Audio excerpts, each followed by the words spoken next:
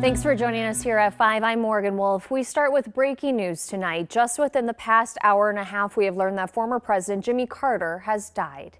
Carter, who led the country from 1977 to 1981, passed away today at the age of 100. Jessica Hart has the very latest. Morgan, he died this afternoon at his home in Plains, Georgia. Carter has been in hospice care for more than a year. He was diagnosed with cancer in 2015, but was later declared cancer-free. Last year, he chose to stop receiving medical intervention and went into hospice. Before he started hospice care, Carter was in and out of the hospital. Carter's family would share health updates, but he hasn't been seen much in public within the last year.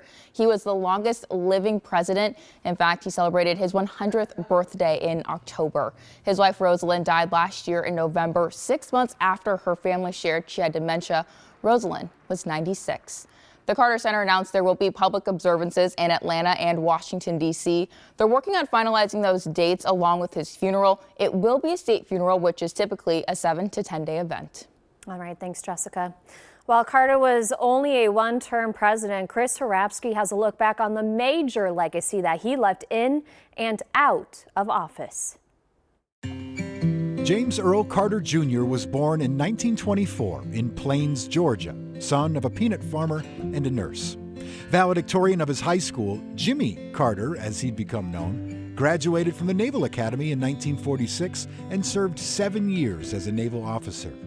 He married Rosalind and had 4 kids before getting into politics. From Georgia State Senate to governor in 1970. I say to you quite frankly that the time for racial discrimination is over. One biographer describes Carter's governorship as progressive and reforming, but with a, quote, holier-than-thou reputation that isolated him from many allies. Jimmy Carter. Jimmy who? I don't know who he is. Unknown on the national stage, Carter became president in 1976 by defeating incumbent Gerald Ford. I've never met a farmer who wanted a handout. And he would forever be connected to Minnesota through his vice presidential pick, Senator Walter Mondale. One of the great presidents. I've come here, and so is the vice president, because I care about what happens in Minnesota. President Carter would make several trips to Minnesota while in office, here to stump for DFL victors. How many of you believe that we can have energy security in the United States of America? And in 1979, he'd board the Delta Queen riverboat in Wabasha en route to St. Louis. The New York Times wrote that his send-off in Wabasha, quote, belied his poor standing in the public opinion polls. I'll never forget it, as long as I live. It was quite an honor. Carter called the river trip a working vacation. Republican leadership called it a re-election trip. Carter's presidency was marred with conflict and turmoil. Oil prices soared. Inflation did too.